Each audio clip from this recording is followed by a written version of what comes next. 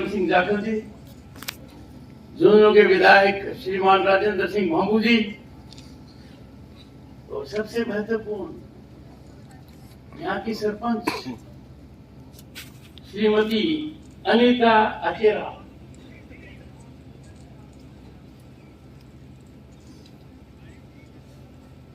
और principal Shrimati Sharda, Mahatma Gandhi government school सांगासी।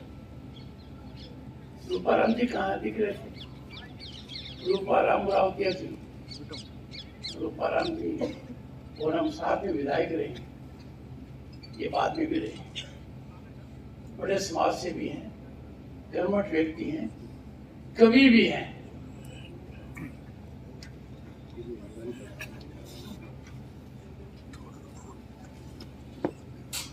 मुझे बड़ी खुशी हुई जब आपकी प्रिंसिपल शारदा जी को मैसेज मिला तो उन्होंने बड़ी उत्सुकता दिखाई और मुझे लग गया कि इस विद्यालय का सर्जन ठीक तरीके से हो रहा है। वो साधुवाद की बात है। उन्होंने कहा है कंप्यूटर लैब के बारे में, इस कंप्यूटर लैब की व्यवस्था डॉक्टर सुदेश धनखड़ करेंगे। मेरी बात हो गई और 3 महीने में यह सक्रिय हो जाएगी। 3 महीने। झुंझुनू की भूमि खास तौर से लड़कियों के लिए बहुत बड़ा उदाहरण प्रस्तुत करती है। श्रीमती कमला बेनीवाल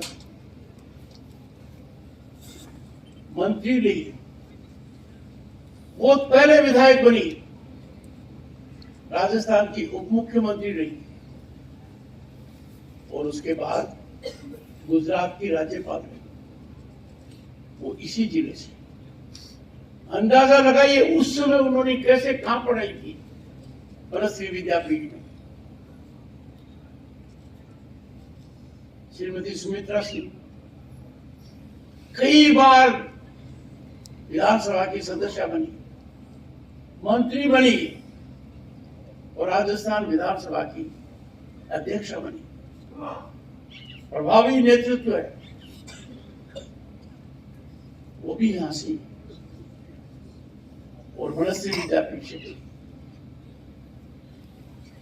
उसी तरीके से डॉक्टर सुदेश धनखड़ भी बनश्री विद्यापीठ से पीएचडी है। नारी शक्ति वंदन अधिनियम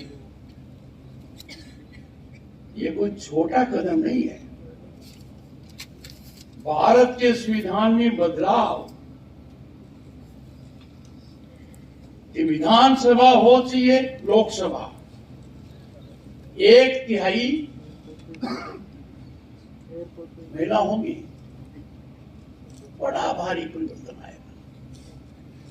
नीति निर्माण ठीक होगा, शासन व्यवस्था सुचारू होगी।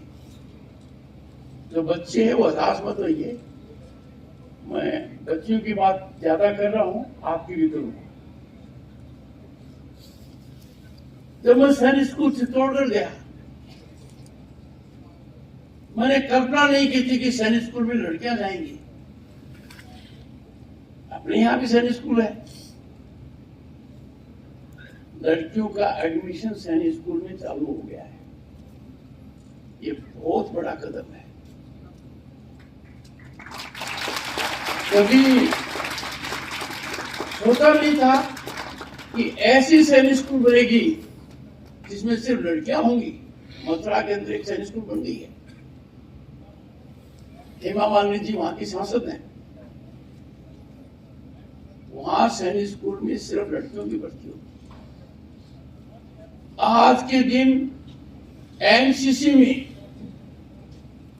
जहां गणतंत्र दिवस के पहले मैं वो डॉक्टर सुदेश उनसे मिलते हैं, बड़ा अच्छा लगा कि एनसीसी में बच्चियों की संख्या करीब करीब लड़कों के बराबर आ गई है। और कभी नहीं सोचा था कि लड़ाकू जहाज, हवाई जहाज लड़कियां चलाएंगी। तो आज के दिन आपके सामने कोई पाबंदी नहीं है। आज का भारत हमें उस भारत की याद दिलाता है जो हजारों साल पहले था, विश्व गुरु, दुनिया का सिंबल। हमारी अर्थव्यवस्था ने जो छलांग लगाई है, हमने किनको पीछे छोड़ा? हमने इंग्लैंड को पीछे छोड़ दिया है। सैकड़ों साल तक हम अमरराज किया। जापान और जर्मनी का नाम सुनते हो, 2 साल में वो पीछे रह जाएंगे। और भारत दुनिया की तीसरी बड़ी आर्थिक महाशक्ति है। आज के दिन विकसित भारत का सपना नहीं है, विकसित भारत एक लक्ष्य है।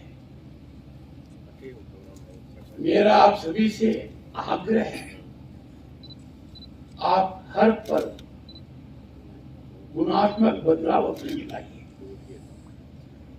जीवन में कुछ मूल्य डालें, अनुशासन का, दूसरे के आदर करने का, माता पिता का सम्मान करना, गुरुजनों का चरण स्पर्श करना, परिवार के अंदर घुल मिलना, पड़ोसी का ध्यान रखना, ये हमारी संस्कृति का निचोड़ है।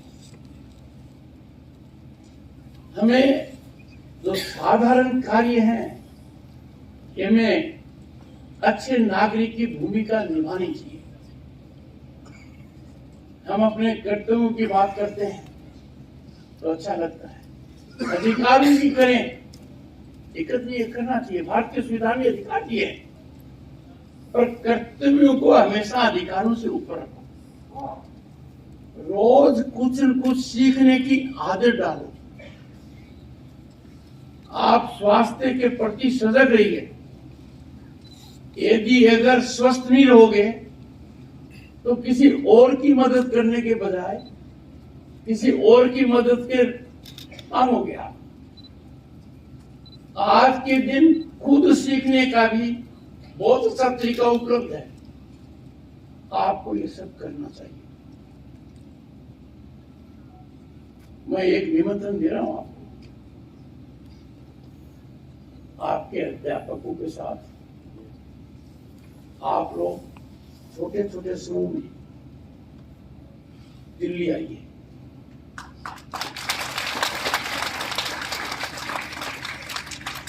आपके रहने की व्यवस्था, आपको भारत का संसद दिखाएंगे, आपको राष्ट्रपति भवन दिखाएंगे, प्रधानमंत्री का म्यूजियम दिखाएंगे, वार मेमोरियल दिखाएंगे। और ये शुरुआत मैंने की हुई है, और जो गए हैं उनको बड़ा अच्छा लगा है। आओगे ना? और इस जगह से तो मेरा ज्यादा लगाव है, समझते हो ना? समझते हो?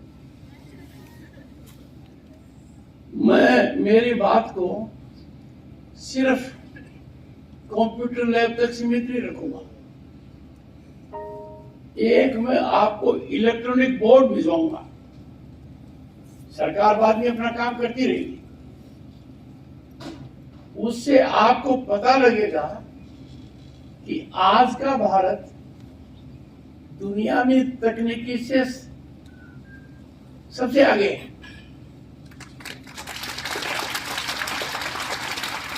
आज अंदाजा लगाइए, साल में 3 बार 10 करोड़ किसान, आपके माता पिता, सीधा 3 बार साल के अंदर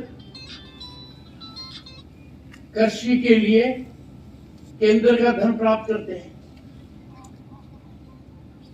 इसकी अहमियत समझिए कि भेजने वाले की ताकत तो है और रिसीव करने वाले की भी है। ज्यादा से ज्यादा पाठ्यक्रम के अलावा भी पढ़ने की आदत डालो। वो जमाना बदल गया जब ये तय होता था कि व्यापार करेगा जिसका बाप बड़ा व्यापारी है, बड़ा उद्योगपति है। खत्म हो गई बात। भारत की राष्ट्रपति कौन है आज के दिन? और जनजाति से हैं। बड़ा परिश्रम करके वो विधायक बनी, मंत्री बनी, और हम साथ साथ राज्यपाल भी रहे, और आज देश के सबसे बड़े पद पर। इसका मतलब भारत में सच्चा लोकतंत्र है। ये किसी के लिए इसलिए रिजर्व नहीं है कि कोई एक विशेष वर्ग से हो या किसी वट वर्ग से जुड़ा हुआ हो, ऐसा नहीं है। भारत के प्रधानमंत्री कौन है? अब ये देखिए मोदी जी का जीवन बचपन में कितना कष्टमय था, कैसे आजीविका की। रेलवे स्टेशन पर चाय बेचते थे।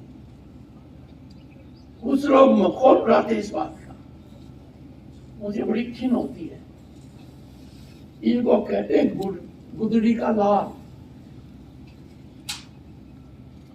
मैं खुद यदि अगर सैनिक स्कूल चित्तौड़गढ़ की स्कॉलरशिप नहीं मिलती तो जीवन अलग होता।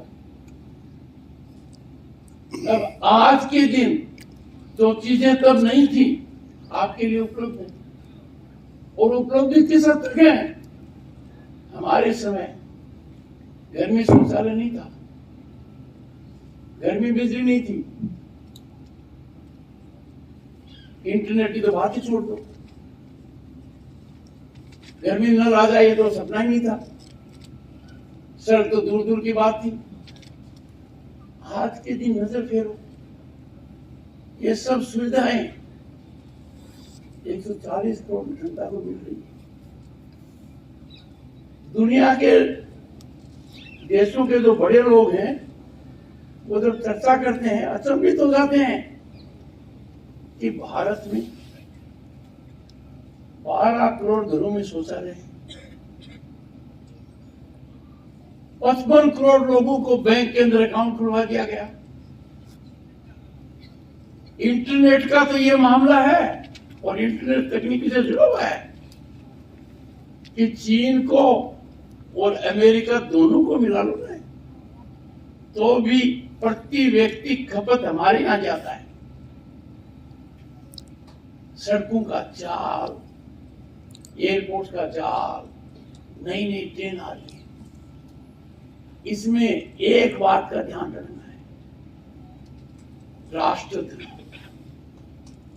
राष्ट्रवाद, राष्ट्रहित, इससे ऊपर कोई हित नहीं है। दूसरा, महात्मा गांधी का एक बड़ा नारा था, बड़ा कारगर साबित हुआ आजादी के आंदोलन में, और वो नारा था स्वदेशी। आप भी स्वदेशी कर लो, आदत कर लो। जब भी बाहर का कोई कमीज हो, पैंट हो, आपका कोई भी साधन हो, ये कैसी प्रवृत्ति आ गई है कि दिए बाहर से आ रहे हैं, काइट बाहर से आ रहे हैं, खिलौने बाहर से आ रहे हैं, फर्नीचर बाहर से आ रहा है। उसका मतलब हमारे लोगों का काम छीन रहे हैं, हमारे यहाँ उद्योग पनपने नहीं दे रहे हैं। तो स्वदेशी से लगाव रखो, खरीदते समय ध्यान रखो कि क्या ये मेरे यहां खरीदी। एक दूसरे को खुश करने की आदत डालो। लाइफ के अंदर और हमारे शास्त्रों में कहा गया है कटाक्ष, दूसरे के मन को पीड़ित करना ये उचित नहीं है। आप अच्छा सोचोगे, अच्छी बात करोगे, सकारात्मक रवैया रखोगे, बड़े चमत्कारिक नतीजे आएंगे। और आज के दिन तो राजनीति की बात करूं तो पंचायत, जिला स्तर पर और तहसील स्तर पर हर वर्ग को स्थान मिल रहा है। तो बाहर के लोगों को पता लगता है कि भारत का नेतृत्व कैसे बढ़ रहा है, तो पता लगता है कि 1/3 इन संस्थाओं में जिनकी संख्या 10 लाख से ज्यादा है कुल मिलाकर, लड़कियां और महिलाएं हैं। आपकी जिला प्रमुख महिला है। तो मेरा आपसे कहना है, कभी कोई टेंशन मत रखो, स्ट्रेस मत रखो, असफलता से बिल्कुल मत डरो। असफलता सफलता की कुंजी है। और यह संकल्प ले लो कि आप हर महीने कम से कम एक भारतीय महापुरुष की कथा का अध्ययन करेंगे। समझ में आ गया? आपके यहाँ लाइब्रेरी है? अच्छी लाइब्रेरी है? उस लाइब्रेरी में 3 महीने में 1000 किताब भिजवाऊंगा।